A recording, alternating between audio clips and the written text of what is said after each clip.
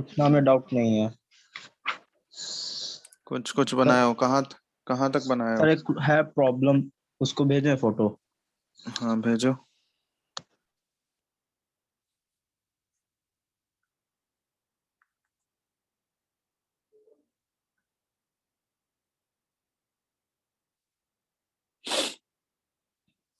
Sir ये कुछ कुछ ऐसा क्वेश्चन रहता है जिसमें अर्ग में दे देता है यूनिट, कन्वर्जन होता है, वो सब में थोड़ा दिक्कत होता है।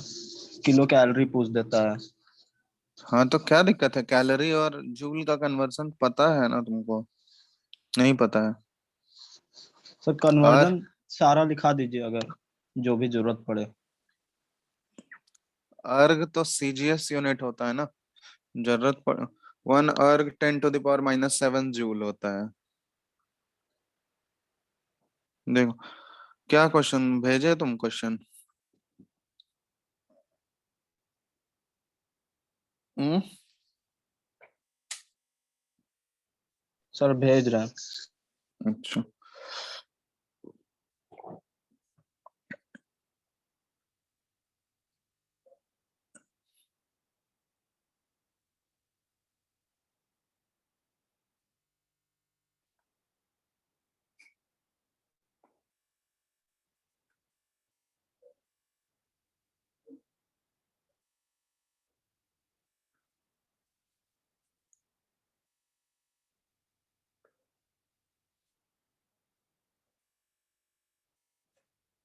स्क्रीन दिख रहा है ना? Yes sir. चलो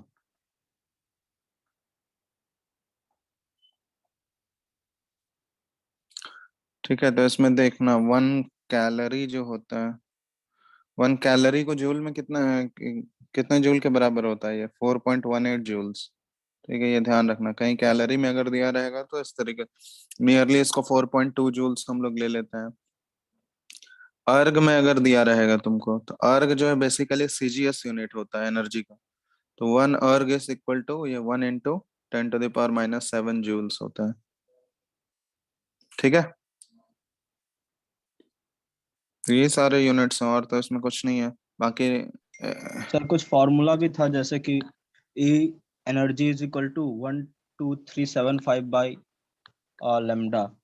तो उसमें ई और लेमडा क्या, ई क्या आएगा? ई क्या हेलो। होता है? एनर्जी होता है ना। E is equal to H C by lambda है ना सर, तो एच सी का वैल्यू 12375, वो क्या वैल्यू है सर? कहाँ तुम फॉर्मूला देख रहे हो? सर नोट्स में ही है कि एटॉमिक स्पेक्ट्रम के नोट्स में। कांस्टेंट को मल्टीप्लाई करने के बाद का वैल्यू है। तो वो सारे जितने भी कांस्टेंट्स हैं उसको मल्टीप्लाई कर दो डायरेक्ट, तो सर वहां ई से क्या आएगा? ई इसमें इलेक्ट्रॉन वोल्ट में आएगा। एनर्जी ई एनर्जी फोटॉन का। ई एनर्जी हो जाएगा ना। ई स्टैंड्स पर कहीं भी अगर कैपिटल ई है तो ये एनर्जी। और इसका वैल्यू जो आएगा, कौन सा फॉर्मूला बता रहे हो, क्या फॉर्मूला था? 1 2 3 5। 75 by lambda is equal to E. अच्छा, तो वहां पे जो एनर्जी निकलता है तो वो बेसिकली लैम्डा हमको लेना पड़ता है एंगस्ट्रॉम में। तो लैम्डा अगर एंगस्ट्रॉम में लोगे तो उसमें जो एनर्जी का वैल्यू आएगा वो हमारा इलेक्ट्रॉन वोल्ट में आएगा। तो ऑब्वियसली वो सब बता चुके हैं तुम लोगों को, बताए हैं ना? Yes sir. हम्म। क्या कौन सा क्वेश्चन पूछे थे तुम? सर भेज दिए ग्रुप पे। अच्छा, देखने दो। Calculate the wavelength wave number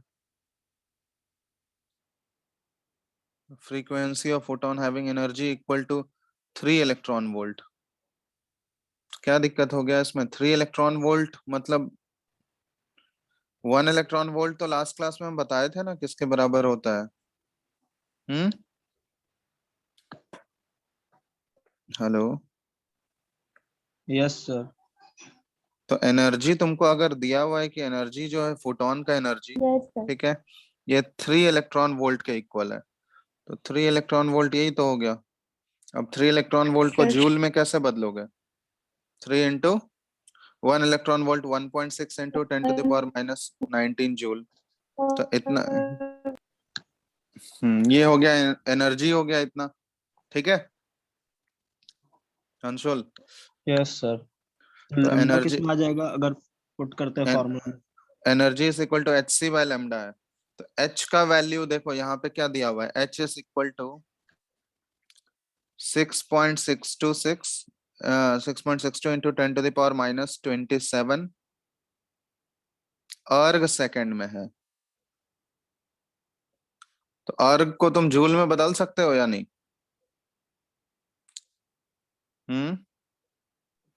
ऊपर लिखा हुआ है 1 अर्ग इज इक्वल टू इतना, बदल लेंगे।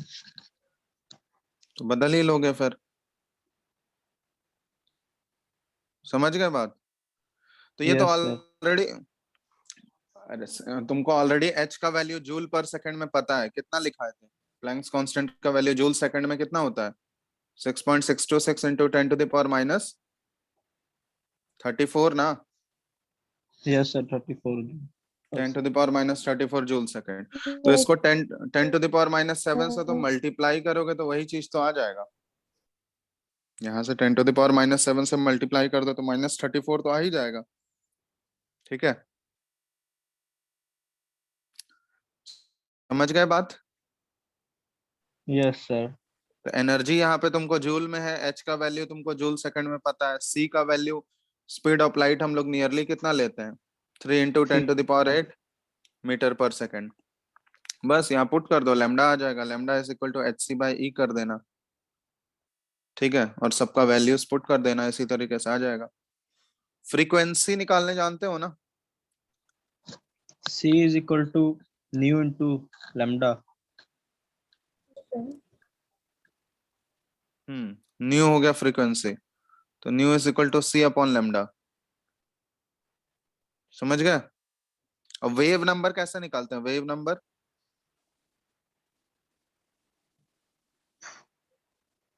वेव नंबर क्या हो जाएगा बताओ?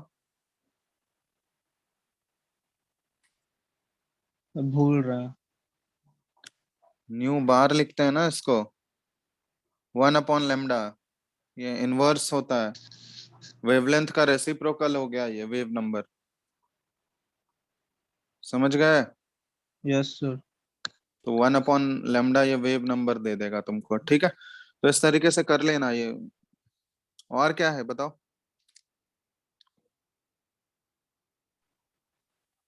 और नहीं है सर। और नहीं, अभी बोर्स मॉडल के क्वेश्चंस बनाए हो तुम लोग? बोर्स हाँ मॉडल सर, प्लस उस, अच्छा बोर्स मॉडल का पूरा बना चुके। पूरा बना लिए, ठीक है फिर बना लिए तो इजी था। उसके बाद ये सब बना लिए सारा, क्वांटम नंबर्स वाला, हाँ ओके ये पर पूरा कंप्लीट नहीं हो पाया। ठीक है। चलो जैसे एक क्वेश्चन दिया हुआ है, हम क्वेश्चन लिख रहे हैं, क्वेश्चन सॉल्व करना, तो तुम लोग बुकलेट है क्या सबके पास अभी? Yes sir.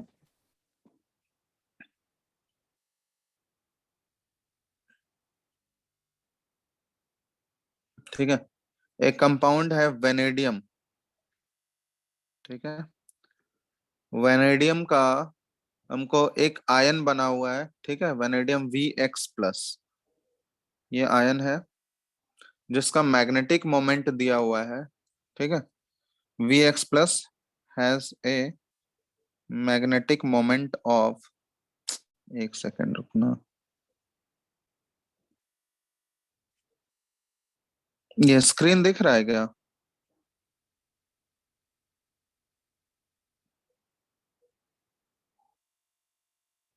हम्म,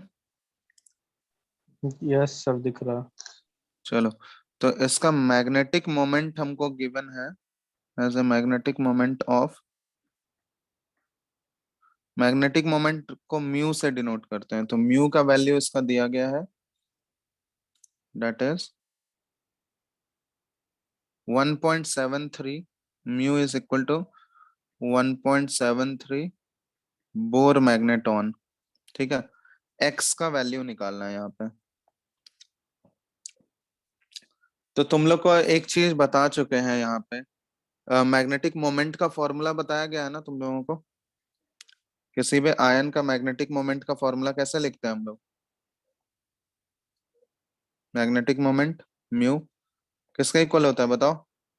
ये एक फॉर्मूला लिखा था, √n × n+2, याद है? यूनिट इसका बोर मैग्नेटॉन होता है। यहाँ पे n क्या डिनोट करता है?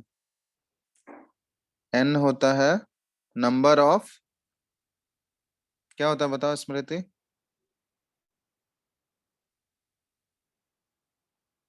नंबर ऑफ अनपेयर्ड इलेक्ट्रॉन्स, ठीक है? कितने नंबर ऑफ अनपेयर्ड इलेक्ट्रॉन्स होंगे उसमें? हेलो,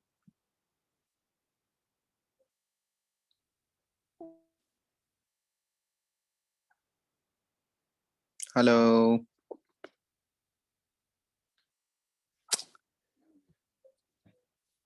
आवाज नहीं आ रहा है क्या? सर आपका आवाज आ रहा है। हम्म,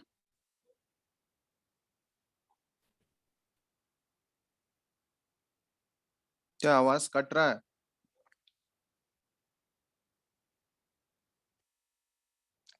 अंशुल, हेलो सर। बोलो। सर आपका आवाज नहीं आ रहा था। आवाज तो आ ही रहा है, तुम लोग का आवाज नहीं आ रहा है। चलो अभी क्लियर है? हेलो। सर यस क्या सर। बताए, पिछला 1-2 मिनट में डिस्कनेक्ट हो गया था। अब हेलो। मैग्नेटिक मोमेंट का तुम लोग को फॉर्मूला बताया गया है ना, √n × n+2, याद है ये? n यहाँ पे क्या डिनोट करता है? Number of unpaired electrons denote कर रहा है, ठीक है? तो अब यहाँ पे इसका मैग्नेटिक मोमेंट दिया हुआ है 1.73 बोर मैग्नेटॉन। तो x का वैल्यू तुमको निकालना है, निकाल सकते हो क्या? x का वैल्यू कैलकुलेट करके बताओ कितना आएगा।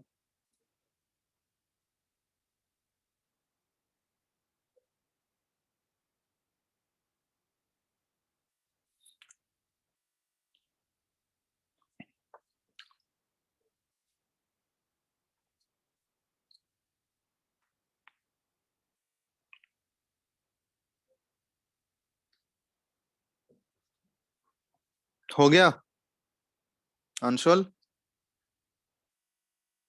सर निकाल रहा हूँ। कैलकुलेट करो फटाफट।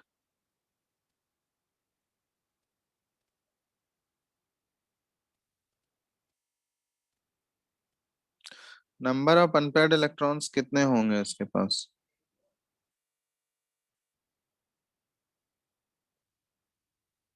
तो यहां से पहले n, number of unpaired electrons n × n+2। Sir n या -3 और 1 आ रहा है। 1 -3 तो नहीं होगा, 1 होगा आंसर। n n = 1 यहां से आ गया, मतलब एक अनपेयर्ड इलेक्ट्रॉन है इसके पास। समझ गए? Yes sir. तो एक अनपेयर्ड इलेक्ट्रॉन है, तो उसके लिए x का वैल्यू कितना होना चाहिए वेनेडियम का? तो कैसे निकालोगे बताओ तो? वेनेडियम का इलेक्ट्रॉनिक कॉन्फ़िगरेशन कितना होता है बता सकते हो? सर इसका एटॉमिक नंबर 22 है ना, शायद, या 23। कितना होता है एटॉमिक नंबर बताओ तुम लोग खुद ही। देख लेते हैं एक मिनट।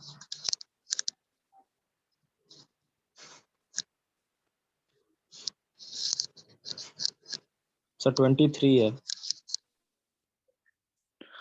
तो वेनेडियम का एटॉमिक नंबर 23 है, तो इसका इलेक्ट्रॉनिक कॉन्फ़िगरेशन अगर लिखोगे ये क्या आ जाएगा? 1s2, 2s2, 2p6, 3s2, 3p6, 4s2, और उसके बाद 3d कितना? हम्म, अंशुल बताओ। Sir 3d3। 3d3 यही होगा ना? Total number of electrons count कर लो, 23 होने चाहिए। तो 1s2, 2s2, 2p6, 3s2, 3p6, 4s2, 3d3। अब देखो 3d3 जब लिखोगे, इसके पहले वाला जो भी इलेक्ट्रॉनिक कॉन्फ़िगरेशन है, ये तो पूरा खाली है ना? एक मिनट रुको यार, ये बार बार डिस्टर्ब क्यों कर रहा है? अभी देखो स्क्रीन दिख रहा है क्या? हाँ सर, पर जो लिख पहले वाला दिख रहा है, अब आ गया पहले। ठीक है, तो ये देखो इसके पहले वाला जितना ये सारा इलेक्ट्रॉन ये ऑलरेडी फुल्ली फिल्ड है, तो 3D3 यहाँ देखो, 3D3 जब ड्रॉ करोगे तो डी में टोटल कितने होते हैं? 5 ऑर्बिटल्स होते हैं, है ना? अब D3 है, मतलब 1 2 3 इसमें इलेक्ट्रॉन फिल करोगे तो तीनों अनपेयर्ड इलेक्ट्रॉन्स हैं। अब अभी जब ये न्यूट्रल एटम है तो फिर इसके पास 3 अनपेयर्ड इलेक्ट्रॉन्स हैं, लेकिन जब वो आयन बना रहा है, Vx प्लस बना रहा है, तो उसका मैग्नेटिक मोमेंट दिया हुआ है 1.73 है, तो उसके लिए नंबर ऑफ अनपेयर्ड इलेक्ट्रॉन्स कितने होने चाहिए? 1 होने चाहिए। 1। तो एक अनपेयर्ड इलेक्ट्रॉन होने चाहिए इसके पास, तो टोटल 3 अनपेयर्ड इलेक्ट्रॉन हैं अभी। तो कितने इलेक्ट्रॉन्स और ये फर्दर लूज कर देगा? इसके ऊपर 2। चार्ज कितना? 2। 2 तो x is V equal to k 2। हाँ, तो V2 प्लस का वो मैग्नेटिक मोमेंट दिया हुआ है, तो V2 प्लस अगर हम लोग लिख लेंगे तो इस केस में नंबर ऑफ अनपेयर्ड इलेक्ट्रॉन्स बन जाएगा 1। और x का वैल्यू तो पूछा गया था, x का वैल्यू क्या हो जाएगा उसका? 2 हो जाएगा। समझ गए बात? Yes sir. चलो, तो इस तरीके से करना है। अब जैसे देखो एक और क्वेश्चन हम दे रहे हैं, इसमें बताना तुम लोग।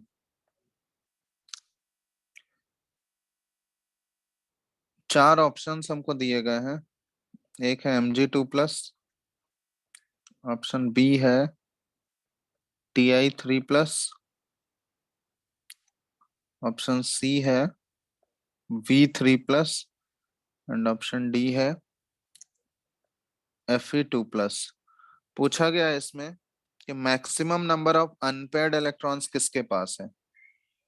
ठीक है, maximum number of unpaired electrons किसके पास है। तो सबसे पहले अगर किसी भी आयंस का तुमको इलेक्ट्रॉनिक कॉन्फ़िगरेशन लिखना रहता है, तो आयंस का इलेक्ट्रॉनिक कॉन्फ़िगरेशन कैसे लिखते हैं हम लोग? बताओ। न्यूट्रल एटम का सबसे पहले लिखोगे और उसके बाद इलेक्ट्रॉन्स रिमूव करते हैं हम लोग। तो इलेक्ट्रॉन का रिमूवल हमेशा कहाँ से स्टार्ट करोगे बताओ? आउटर मोस्ट सेल से ही। आउटर से। जो सबसे बाहर वाला शेल होगा, इलेक्ट्रॉन्स हमेशा पहले वहीं से रिमूव होगा। तो अगर यहाँ पे हम लोग देख रहे हैं तो इलेक्ट्रॉन्स का रिमूवल अगर करोगे तो Mg2+ में देखो, Mg2+ का अगर कॉन्फ़िगरेशन लिखना है तो सबसे पहले Mg का लिख लो, उसके बाद इलेक्ट्रॉन्स रिमूव करना। ठीक है, तो Mg का इलेक्ट्रॉनिक कॉन्फ़िगरेशन क्या हो जाएगा बताओ? तो डायरेक्ट हम Mg2+ का ही लिखते हैं, तो 1s2 2s2 2p6। ठीक है, बस इतना ही रहेगा। हाँ, हाँ सर यही रहेगा। ठीक है, क्योंकि अगर Mg का लिखते तो 2p6 के बाद 3s2 हो जाता, वो हट जाएगा। तो 2 इलेक्ट्रॉन तो आउटर मोस्ट का रिमूव हो गया, तो ये हो गया। अब नंबर ऑफ अनपेयर्ड इलेक्ट्रॉन्स इसमें कितना है? n का वैल्यू क्या हो जाएगा इस केस में, बता सकते हो? 0। 0। 0। सारे इलेक्ट्रॉन्स पेयर्ड है यहाँ पे, तो n का वैल्यू हो गया 0। ठीक है, अब इसके बाद नेक्स्ट देखो Ti3+ है।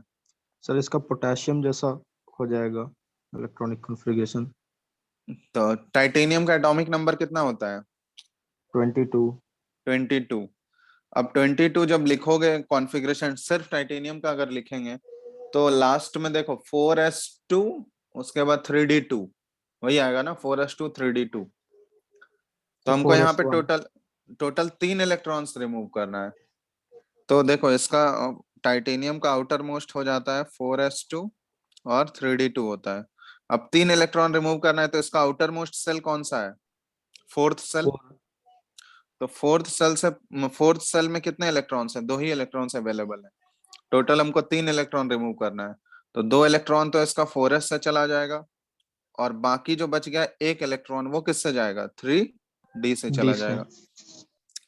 तो इसका कॉन्फ़िगरेशन क्या आ जाएगा देख लो, 1s2 2s2 2p6 3s2 3p6, और 4s में अब एक भी इलेक्ट्रॉन नहीं बचा, और डी का भी एक इलेक्ट्रॉन खाली हो गया, तो 4s 0 हो गया, और डी में सिर्फ 3d में सिर्फ एक इलेक्ट्रॉन है। समझ गए बात? क्योंकि टोटल 3 इलेक्ट्रॉन रिमूव करना था हमको। ठीक है, समझ गए? Yes sir. तो इसमें नंबर ऑफ अनपेयर्ड इलेक्ट्रॉन्स कितने हैं? n का वैल्यू 1, ठीक है।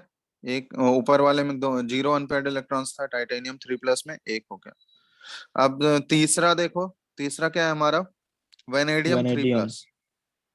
हाँ, तो वेनेडियम का कैसे निकाल रहे हो? वेनेडियम 3+ का करना है पहले भी हमको। निकालने हैं सर, ऊपर में थोड़ा तो शायद। देखो, बताओ वेनेडियम का।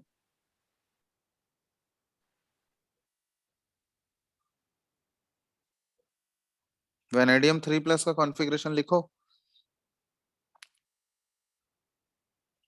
तो तीनों इलेक्ट्रॉन वो किससे, 2 इलेक्ट्रॉन उसका 4s से चला जाएगा, 1 इलेक्ट्रॉन चला जाएगा 3d से, वही होगा ना? Yes sir. तो इसका कॉन्फ़िगरेशन देखो क्या बचेगा, हम लिख रहे हैं यहाँ पे 1s2 2s2 2p6 3s2 3p6, 4s का 2 इलेक्ट्रॉन चला गया और 3d का 1 इलेक्ट्रॉन, तो 3d 2 ही बच जाएगा ना इसमें सिर्फ। Yes sir. तो नंबर ऑफ अनपेयर्ड इलेक्ट्रॉन्स यहाँ पे क्या हो गया, इनका वैल्यू 2 हो गया। अब एक और बचा हुआ है Fe2+, ठीक है। अब Fe2+ का कॉन्फ़िगरेशन लिखो तुम, 1s2 2s2 2p6 3s2 3p6, 4s का दोनों इलेक्ट्रॉन यहां से हट जाएगा, 4s2 3d6 होता ना आयरन का, तो 4s का 2 इलेक्ट्रॉन चला गया, तो 4s का 2 इलेक्ट्रॉन चला गया तो सिर्फ 3d6 बच गया। समझ रहे हो अंशुल? Yes sir. स्मृति, स्मृति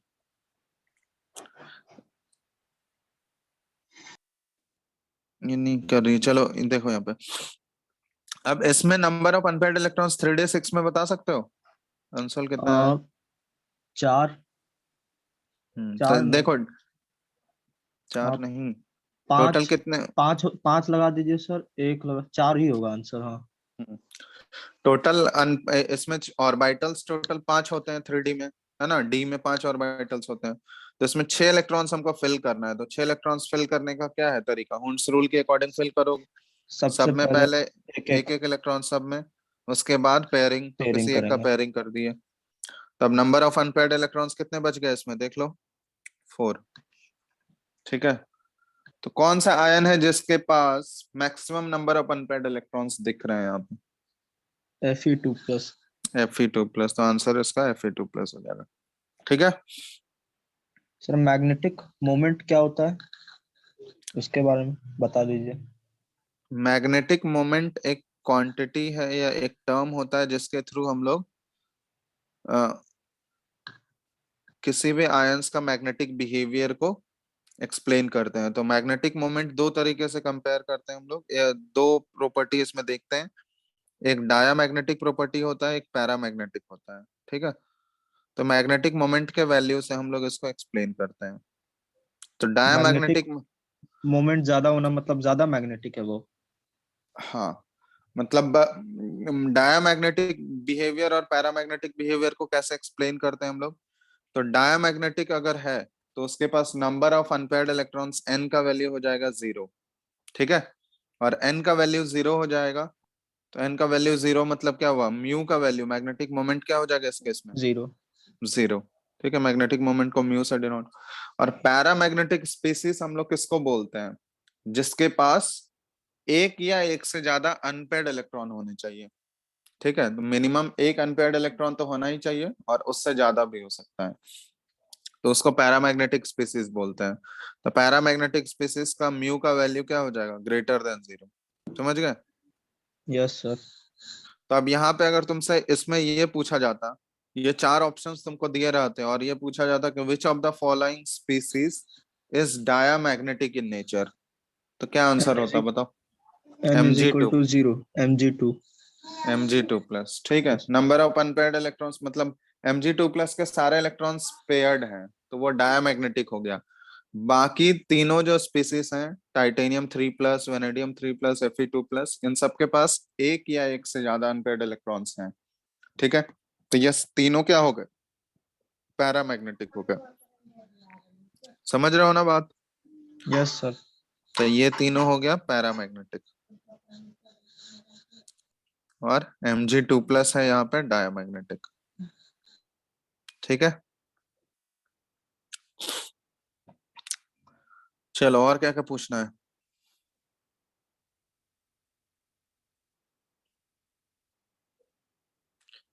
कब तक तुम्हारा कंप्लीट होगा ये चैप्टर?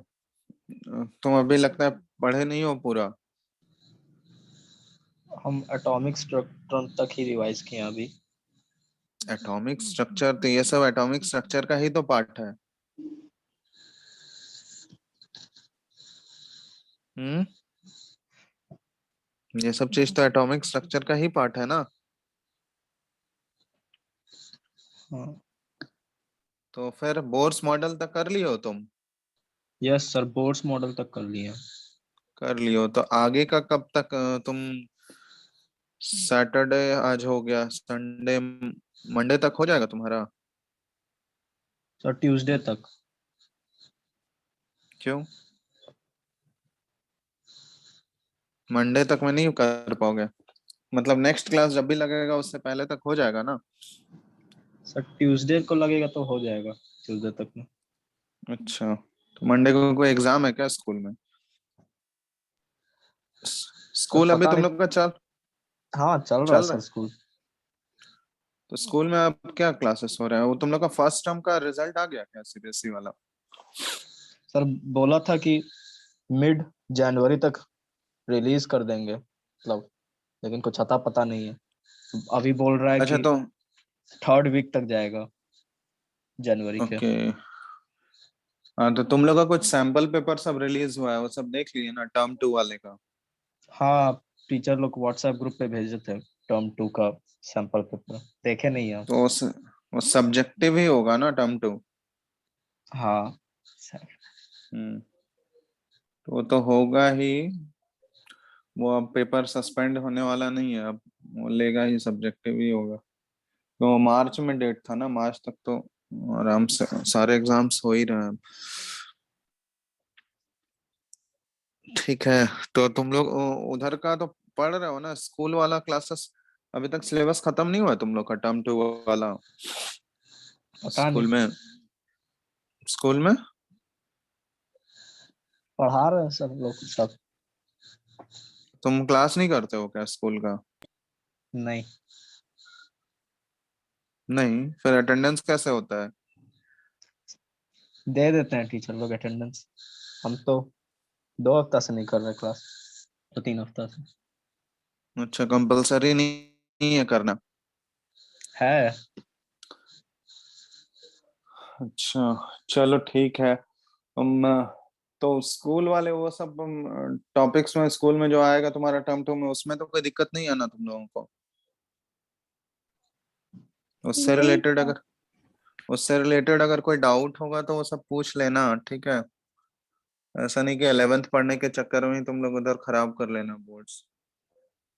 ठीक है, तो उससे रिलेटेड जो भी डाउट होगा वो सब पूछ सकते हो, कभी भी पूछ सकते हो, उसमें कोई दिक्कत नहीं है। ये तो करो अभी तक, जब तक तुम लोग का ये फिर से प्री बोर्ड होगा क्या स्कूल में, सेकेंड टर्म के लिए?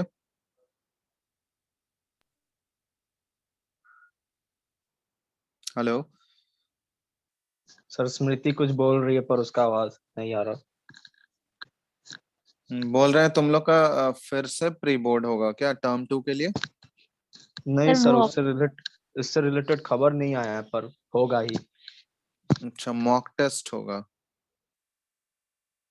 30 तारीख से तो पीरियोडिक मेरी टेस्ट मेरी है। बहन का हो रहा है, 7 क्लास में है वो, उसका पीरियोडिक टेस्ट हो रहा है।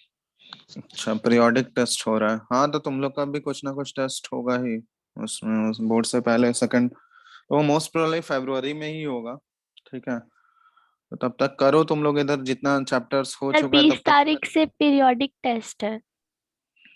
हम लोग का भी 10 का भी, मेरा भी। हाँ शेड्यूल आ चुका है। ओह भाई साहब। तो तुम देखते नहीं हो क्या, क्लास का ग्रुप ओपन नहीं करते हो? नहीं पता था, शेड्यूल व्हाट्सएप ग्रुप पे भेजा गया कि ऐसे टीचर लोग बताएं। आज ही तो आया है 1 घंटे पहले। अच्छा। ठीक है चलो, इसमें और बता एटॉमिक स्ट्रक्चर अगर तुम लोग का हो गया है। स्मृति तुम्हारा हो गया है ना? और तुमको कुछ पूछना है स्मृति इसमें? नो सर, तो क्वेश्चन बना रहे, मेरा रिवीजन हो चुका है। ठीक है, तो अगर रिवीजन हो चुका है तुम्हारा तो थर्ड चैप्टर तुम स्टार्ट कर सकती हो रिवाइज करना, पीरियोडिक टेबल।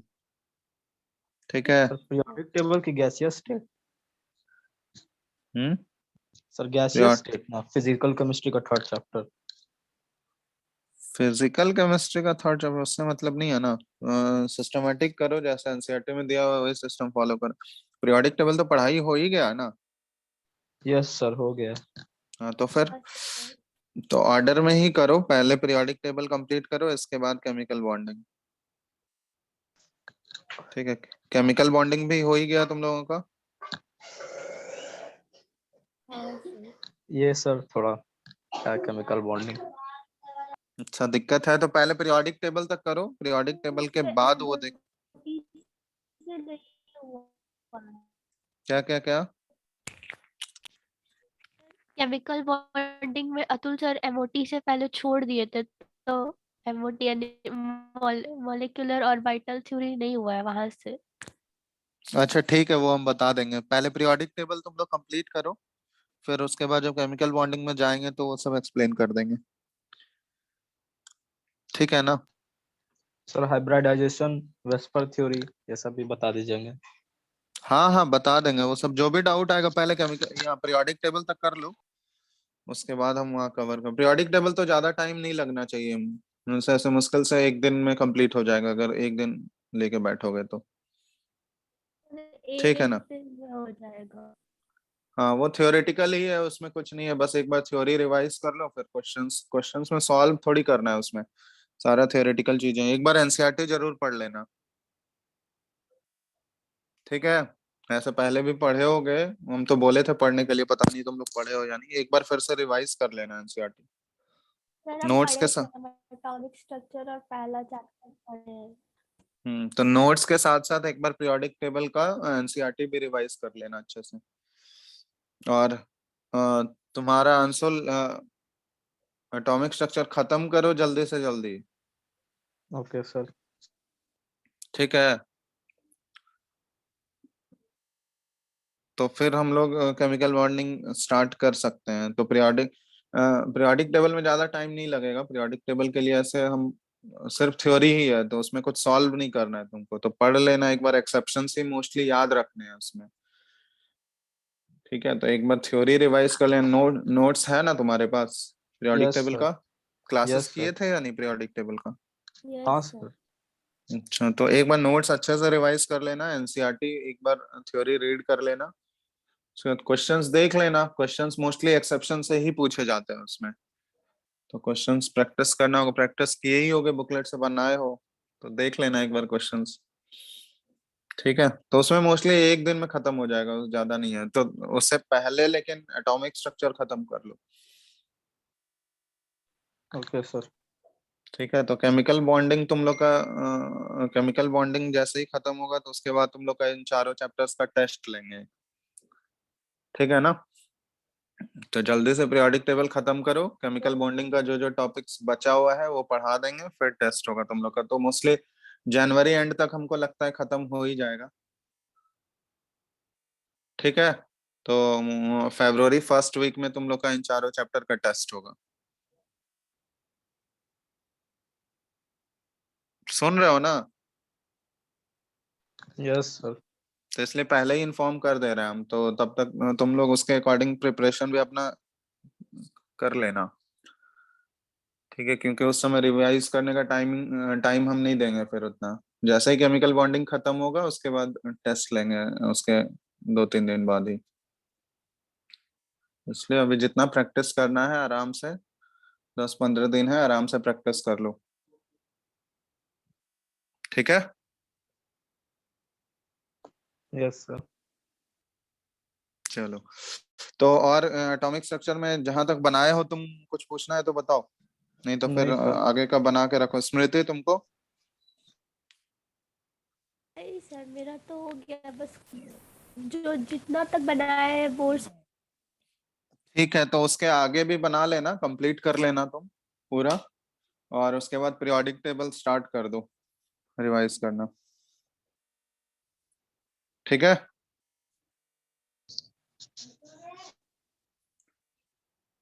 तुम लोग का नेटवर्क इशू हो रहा है बहुत। कंसोल सुन लिया ना, तो तुम्हारा most probably yes sir. Next class से पहले तुम इसको खत्म करो बना के। Okay sir. कल पूरा छुट्टी ही है, तो कल या आज से स्टार्ट करो, आज शाम से कल तक में कंप्लीट कर लो एटॉमिक स्ट्रक्चर,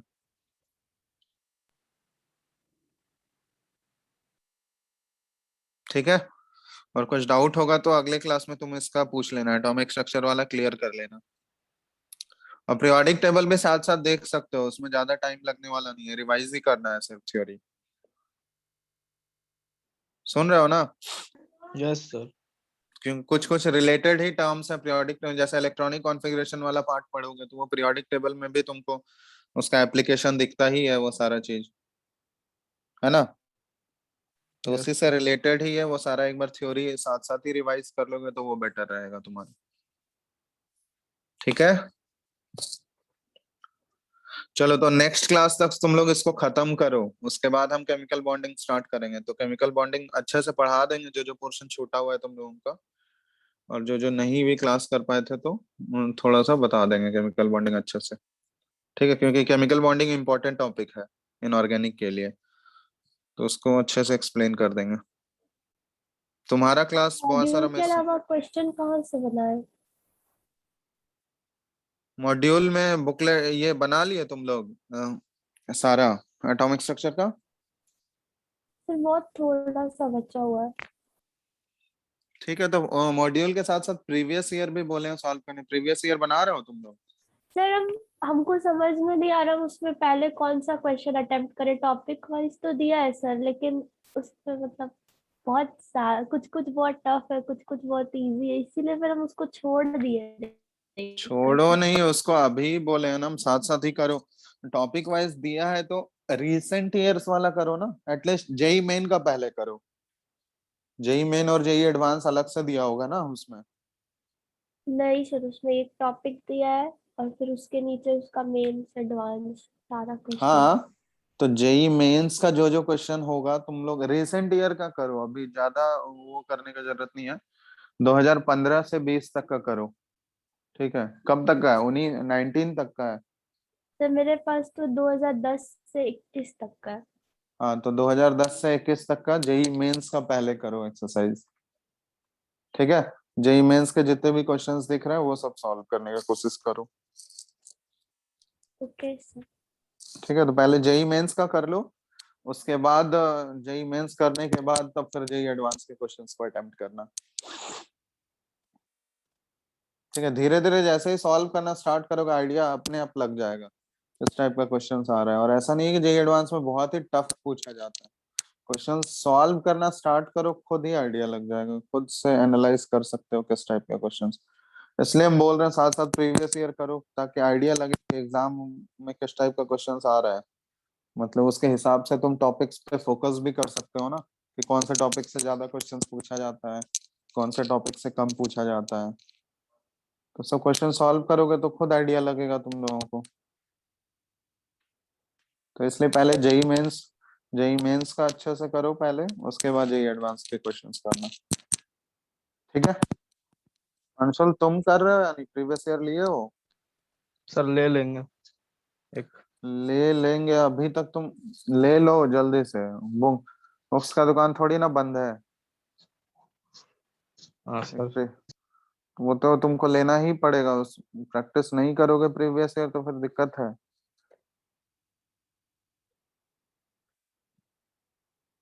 ठीक है। तो देख लेना, इससे पूछ लेना कौन कौन सा लिए हो तुम, दिशा पब्लिकेशन वाला? Yes sir. सर उसमें ठीक है। एरर्स नहीं है ऐसा, इसीलिए। एरर्स बाकी देख लो, अब पता नहीं, एरर्स तो रहता ही है थोड़ा बहुत। अरिहंत वाले में कुछ ज्यादा ही एरर रहता है। यस सर, इसीलिए हम नहीं लिए वो। हम्म,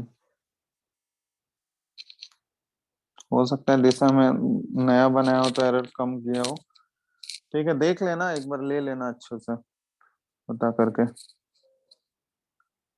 ठीक है। तो नेक्स्ट क्लास तक खत्म करो इसको, पीरियोडिक टेबल का भी जो डाउट होगा वो सब पूछ लेना अगले क्लास से, तो फिर उसके बाद केमिकल बॉन्डिंग हम स्टार्ट करेंगे। ठीक है अंशुल, अगले क्लास तक हो जाना चाहिए।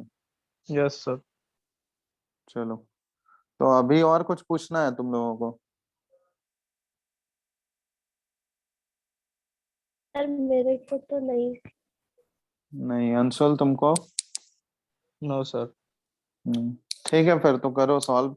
आज और क्लास है तुम लोगों का? इसके बाद कौन सा क्लास है? मैथ्स का मैथ क्लास। अच्छा, सर। मैथ्स। सर हाँ सर हाँ एक बोलो। क्लास आज कम हो सकता है क्या, मतलब तीसरा क्लास कौन सा है? फिजिक्स? हाँ तो उत्पल सर को बोल देना कि आज नहीं कर पाएंगे क्लास, और कैंसिल कर देंगे वो। मैसेज कर दो सर को। Okay sir. ठीक है।